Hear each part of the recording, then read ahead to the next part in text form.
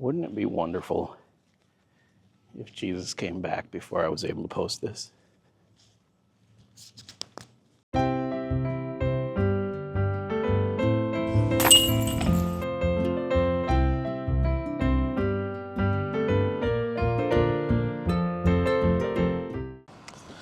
All right, welcome to Operation Burning Coals. Today, choo-choos on Hebrews chapter 9, commentary and considerations without authority. And let's just get into it. Verse 1. Now the first covenant also had regulations for ministry and an earthly sanctuary. For a tabernacle was set up, and in the first room, which is called the holy place, so uncommon, were the lampstand, the table, and the presentation loaves. So he's going to take this opportunity to very quickly do this slideshow of things that, even if we're not familiar with the symbolism, are obviously symbolic. And just getting that connection between this earthly sanctuary and the real thing. So verse 3, behind the second curtain, the tabernacle was called the Holy of Holies. So we had the first room, which was not a common room. It was an uncommon room. But now we have the Holy of Holies, which means among uncommon rooms, it's uncommon.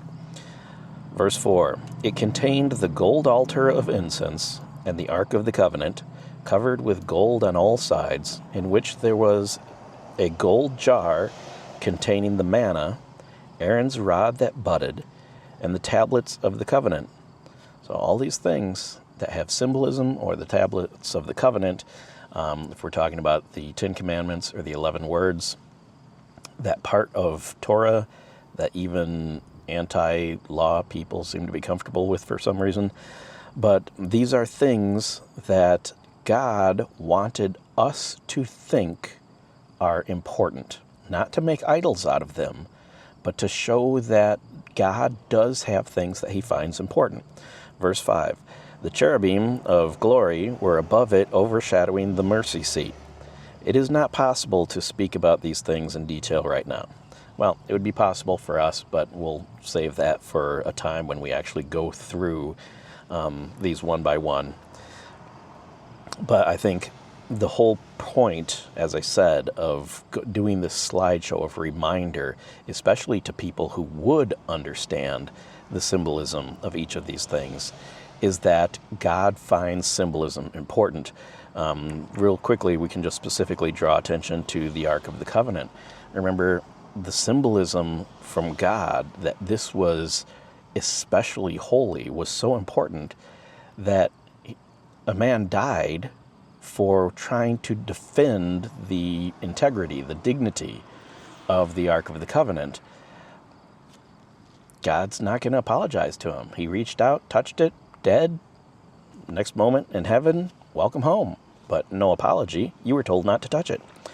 Verse 6, these things having been set up this way, the priests enter the first room repeatedly, performing their ministry, but the high priest alone enters the second room, and that only once a year, and never without blood, which he offers for himself and for the sins of the people committed in ignorance.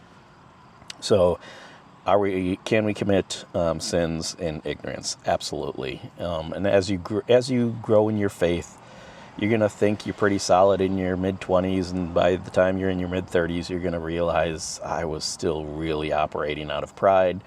Another 10 years goes by. Yeah, you're being sanctified. You are getting closer to God. You should be doing better. And yet, you'll realize as you go, you still have that zombie flesh that you're dragging around. So the repeated high priests going in once a year, they had to address their own sin and sins committed in ignorance. Verse 8, the Holy Spirit was making it clear that the way into the Holy of Holies had not yet been disclosed while the first tabernacle was still standing. So it should be clear that since this had to be done again and again and again, it's not the solution. It's suggestive of the solution. It's symbolic of the solution, but it's not the solution itself.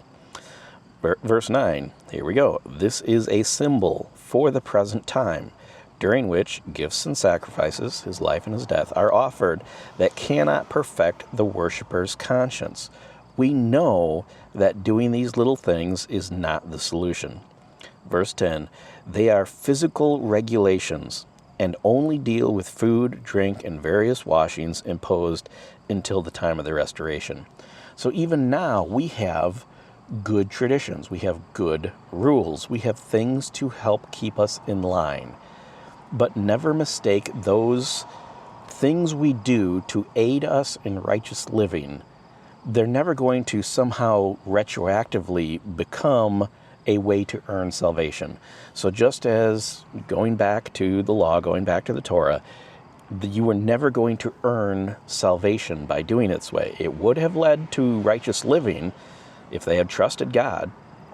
But even now, wherever we draw the line, what movies you can watch or shouldn't watch, what language you use around people, and where you draw the lines, I never want to debate where those lines are going to be, because they're always going to be different. Everyone's going to draw that line at a different place. My only concern is if you don't have a line, if you've convinced yourself that you're so spiritual that you can watch porn, right? It's ridiculous. There has to be a line. But I don't see any benefit in getting into a back and forth about where that line is. But the point is these are physical regulations. Don't mistake those. They are just symbolic. They're reminders. They're parallels of the greater truth that's happening, your relationship with heaven. So verse 11, now the Messiah has appeared, high priest of the good things that have come. It's have come and are coming, right?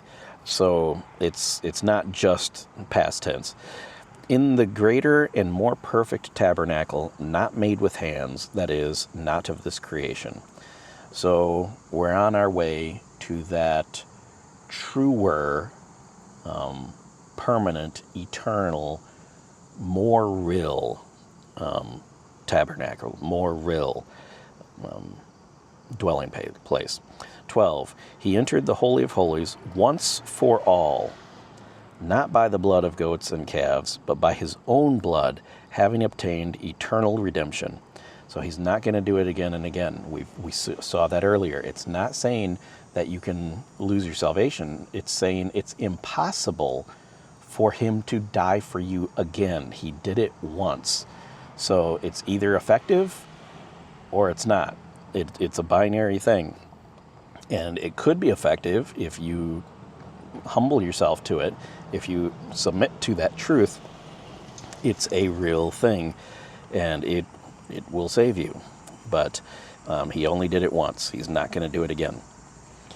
13, for if the blood of goats and bulls and the ashes of a heifer sprinkling those who are defiled sanctify for the purification of the flesh, how much more will the blood of the Messiah?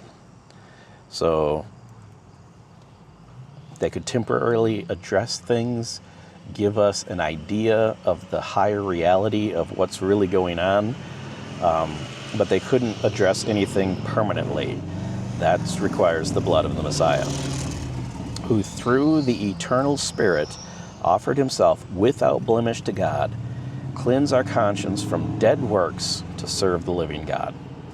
So, again, works are not connected to life. They're connected to righteous living.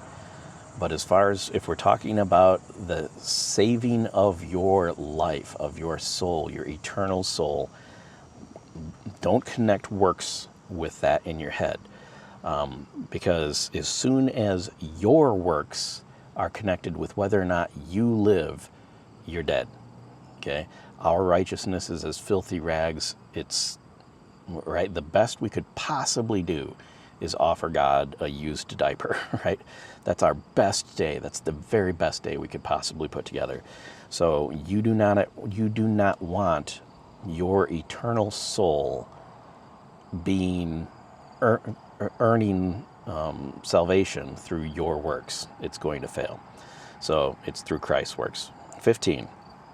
Therefore, he is the mediator of a new covenant, so that those who are called might receive the promise of the eternal inheritance. Because a death has taken place for redemption from the transgressions committed under the first covenant. So, someone had to take the lightning bolt. We have this frustration with God, an impatience with God, that he's not addressing things quickly enough. We want Zeus chucking lightning bolts down from the top of Mount Olympus. And don't completely reject that concept. Obviously, the silliness of Zeus and Mount Olympus. But God's wrath is a real thing. Sin does need a lightning bolt between the eyes. And that lightning bolt is thrown every single time we sin. But it slams against the sin bearer. And if you've accepted Christ as your sin bearer, it slams against Christ on the cross. Goes back through time, slams against Christ on the cross. Again, he's not on the cross now, so it's not slamming against him now. But it goes back. Every single sin I commit has that wrath fully played out. At no point, it's not, oh, Jesus came and went, and now God winks at sin. Now sin is not a big deal. No, every sin you commit, even after you're saved, just as consequential. It is why Jesus had to die for you. It's just as consequential. And so stop doing things that get a lightning bolt thrown at Jesus. All right, 16. Where a will exists, the death of the testator must be established. You got to prove the person's dead for there to be a will. For a will is valid only when people die, since it is never in force while the testator is living. That is why even the first covenant was inaugurated with blood. God wanted, when he was devising the symbolism for us to chew on for thousands of years, for this to sink in, he wanted us directly connecting blood with dealing with sin, right? There had to be death. The wages of sin is death. God wants that as a foundational concept in our mind. Somebody sinned, somebody's got to die. 19. For when every commandment had been proclaimed by Moses to all the people according to the law, he took the blood of calves and goats, along with water, scarlet wool, and hyssop, and sprinkled the scroll itself and all the people, saying, "This is the blood of the covenant that God has commanded for you." In the same way, he sprinkled the tabernacle and all the vessels of worship with blood. According to the law, almost everything is purified with blood, and without the shedding of blood, there is no forgiveness. There's an attraction to certain, just as a broad brush, Eastern religions, because they're very clean. It's very internal. There's no blood.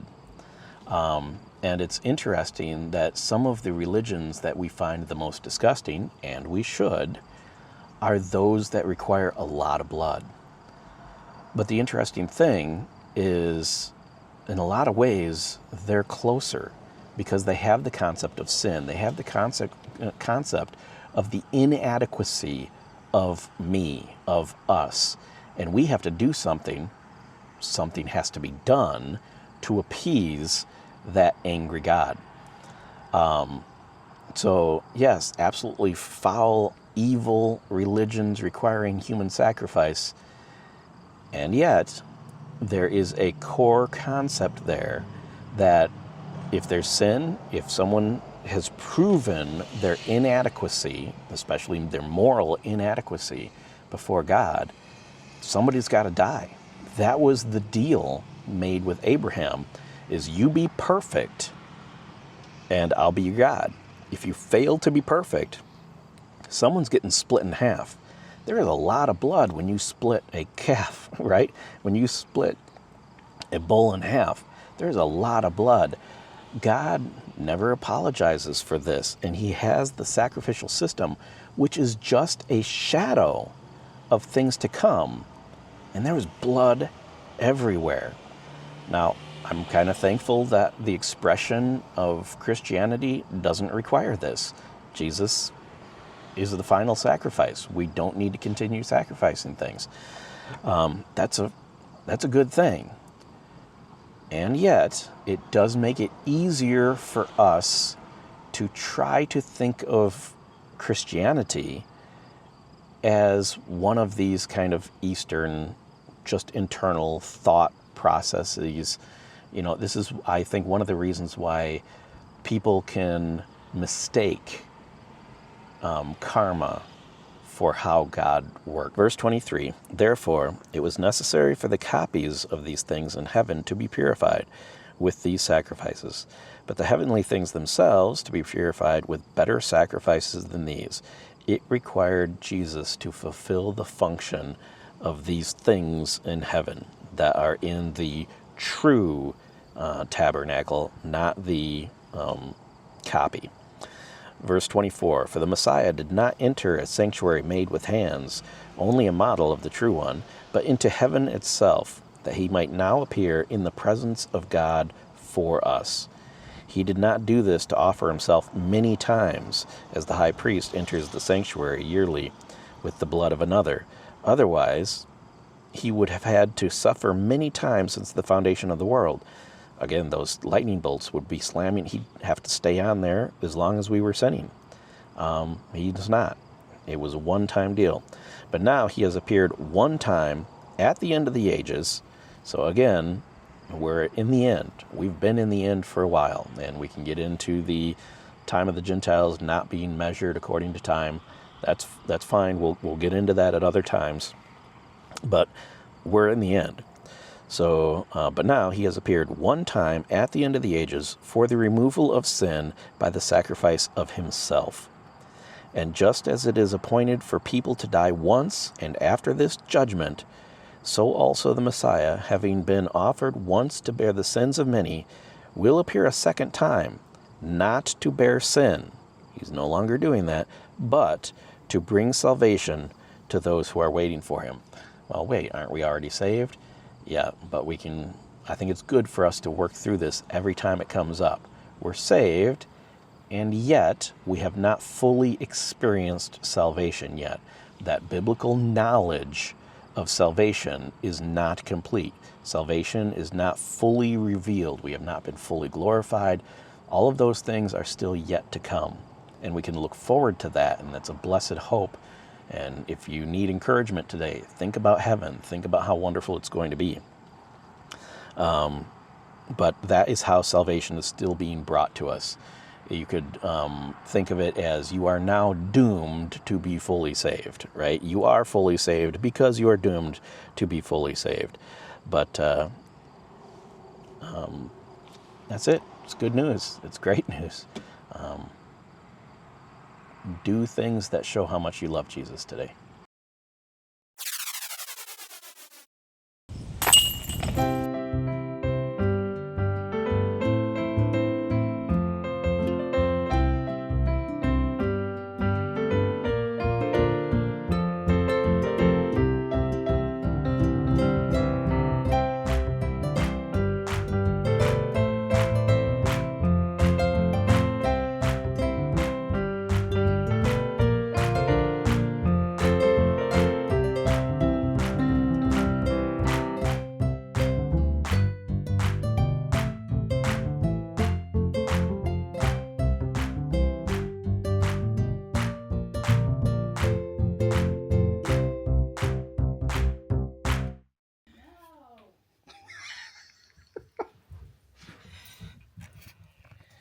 Come on.